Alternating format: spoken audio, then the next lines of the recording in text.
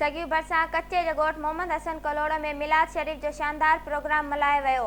मिलाद शरीफ़ जा इंतज़ाम हाफ़िज़ अहमदुद्दीन कलोड़ो, मोहम्मद बख्श कलोड़ो ऐं ॿियनि पिणु संभालिया। जश्न ईद मिलादुन्नबी प्रोग्राम जो ख़ुसूसी ख़िताब सिंध जे आलिम बुज़ुर्गनि अलामा मुफ्ती फिदा हुसैन सिकंदरी, अलामा मुफ्ती नूरुल नबी सिकंदरी, कारी मोहम्मद अख्तर सईदी, कारी मोहम्मद सलमान ऐं ॿियनि कयो, जॾहिं त अली हसन सहलो, कमरुद्दीन लहर ऐं ॿियनि दिनी जहाननि जे सरदार जी आमद जी ख़ुशी जे मौक़े ते नातूं चयूं। प्रोग्राम जा महिमान ख़ास दरगाह कटियारो शरीफ़ खां पीर सैयद मुनवर अली शाह, पीर सैयद अकबर अली शाह राश्ती, इंजमन इत्तेहाद अब्बासिया सिंध जे सरदार शाहनवाज़ खान कलोड़ो ऐं ॿिया हुआ, जॾहिं त महिमाननि में सैयद हुजतुल्लाह शाह, सैयद अमानुल्लाह शाह, सैयद नसीबुल्लाह शाह, मियान अली शेख फकीरी चना, यूसी चेयरमैन अली गुल अब्बासी, फिदा अब्बासी ऐं ॿियनि शिरकत कई। सखर में GUI सिंध जे जनरल सेक्रेटरी अलामा राशिद महमूद सूमरो जो सखर में अमन कन्वेंशन खे ख़िताब कंदे चयो आहे त मुल्क में न अमन क़ाइमु आहे, न वरी मैशियत बहितर आहे। मुल्क दहशतगर्दी में मुलवस अंसरनि खे केफ़र किरदार ताईं पहुचाए वञे।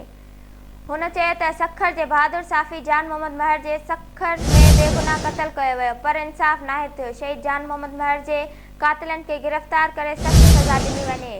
डॉक्टर अजमल सावंत जा क़ातिल गिरफ़्तार कया वञनि।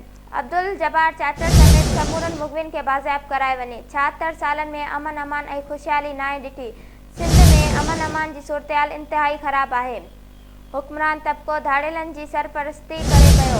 22 अक्टूबर ते ठेड़ी बाईपास खां अमन मार्च शुरू थींदो। सखर रोड़ी पनोआकिल घोटकी माथेलो उबाड़ो कंदकोट कशमोर पहुचंदो।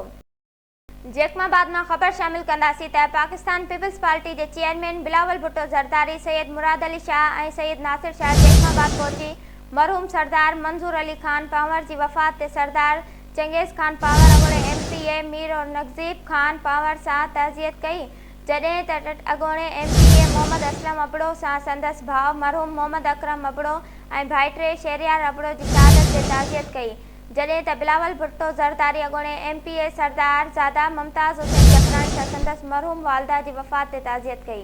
बाद में बिलावल भुट्टो ज़रदारी मीडिया सां ॻाल्हाईंदे चयो त हर सियासी पार्टी चाहे थी त इलेक्शन वक़्त ते थिए। असां इलेक्शन जे हक़ में आहियूं। पीपल्स पार्टी जल्द इक़्तिदार में अची अवाम जी ख़िदमत कंदी।